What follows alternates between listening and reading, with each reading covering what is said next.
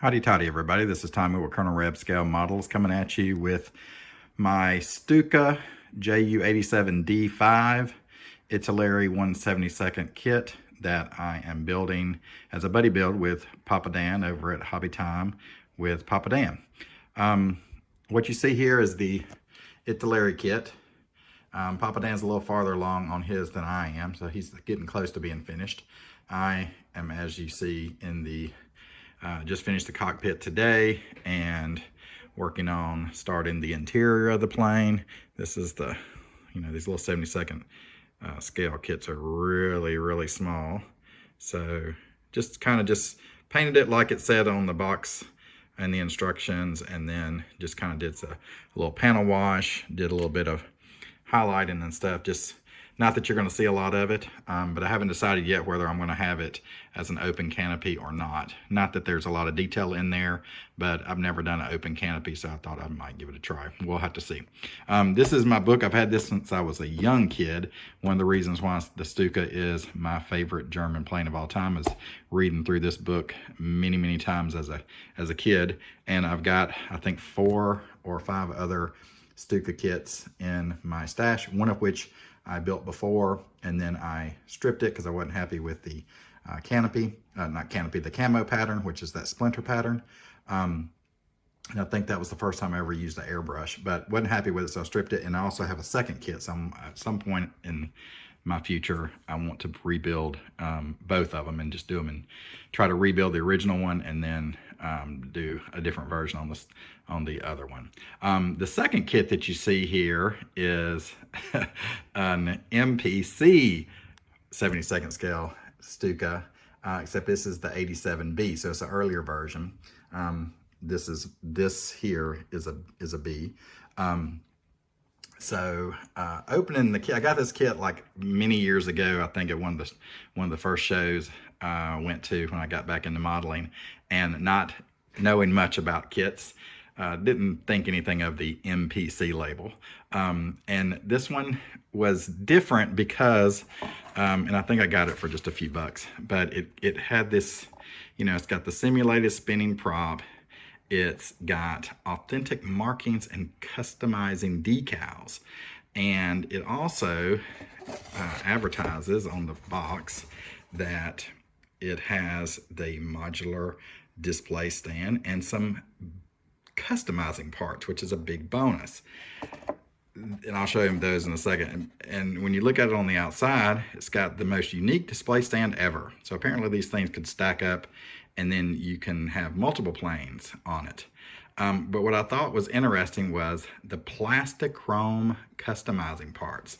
Now, you know that if there's any way ever to build a realistic military plane from World War II, it's going to have a lot of chrome parts like you see here. I mean, we've got the propeller, we've got the spinner, we've got the chrome exhaust, got to have that, and even the chrome bombs, because I mean, if you're going to drop a bomb on people, let's chrome it first, right? So I thought that was really interesting. But now that I know what MPC stands for, it kind of makes sense. This is the stand that it was talking about. So it's kind of like almost like a Gundam stand now. But apparently these, you could get multiple ones and they stack up and you have planes hanging off the points. But what really caught my eye was the decals, the custom decals. So as you can see, they're old and they're bad, but they actually had a full decal of the wings and the side of the plane to make that famous squiggly pattern, which is a little overdone for what it really looked like on a lot of the German and Italian planes at the time. But as you can see, their decals are torn and it's just a mess. But I just thought this was something funny. I was going to build it in conjunction with the Italeri kit on the side and then just reveal both of them at the same time. And when I was looking through the instructions, what caught my eye was it had 2 pilots, and I was going to take the pilots and use them in the Italeri kit. But I just was looking at it right before I made this video. I was going through the parts, and the little fellows are gone. So I guess at some point in the past they got hijacked, not by me, by someone else.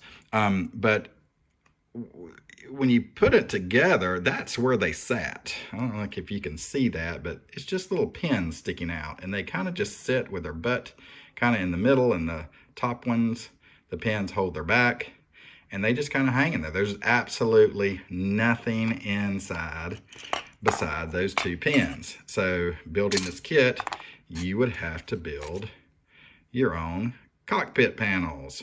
So not going to do that, and without the pilots, and you can see it even has a connecting point here that shouldn't be there, you know. That wall is there, but you can see it in the other kit, what it's really supposed to look like. It's just a dividing thing.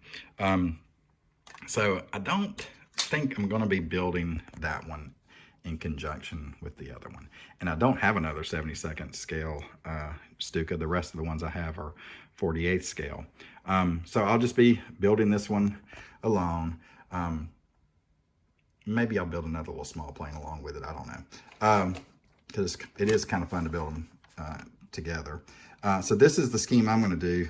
Dan is doing, this one is, they're both schemes that were regiments or squadrons in Russia in '44, which of course by that point the war was pretty much over and decided. It was just a matter of time. He's doing the B version, the second version, which is Squadron 3, which it's a full winter camo, meaning that it's basically completely covered in white on top. Mine is the box art, which as you see, it has the splinter camo at different parts. And notice here, that's where a swastika should be. And Italeri didn't include it, you know, like some of the countries they don't. So I'm gonna try to find some swastika decals to put there, because it does need it. It is historically accurate. So all they've done here is just kind of paneled out, colored over what it was. So these were painted in the field as such, which is why you see some the letters they covered up the white paint on most parts. Here in the front they didn't cover in front of the C's, and then here they just, I guess they just kind of stenciled around it or did something where it's closer. But for the most part, I mean, all these were painted in the field, so it's not the best paint job, just whatever white paint they had, whatever they could apply it on. If they were lucky like the planes, I think a lot of them, they did have some type of paint gun to do. With tanks, usually it could be mops and brushes and stuff, who knows.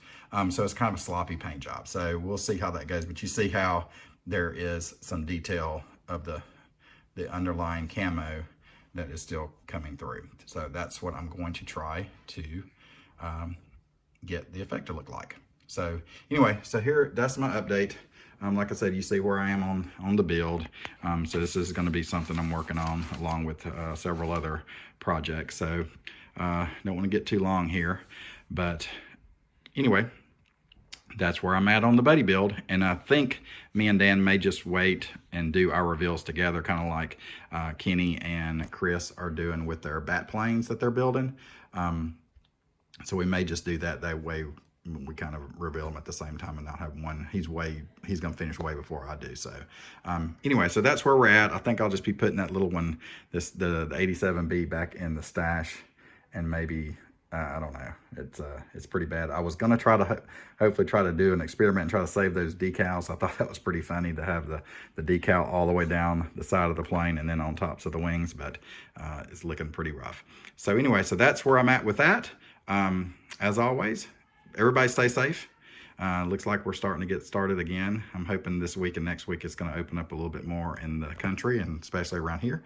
But as always, hotty toddy and God bless.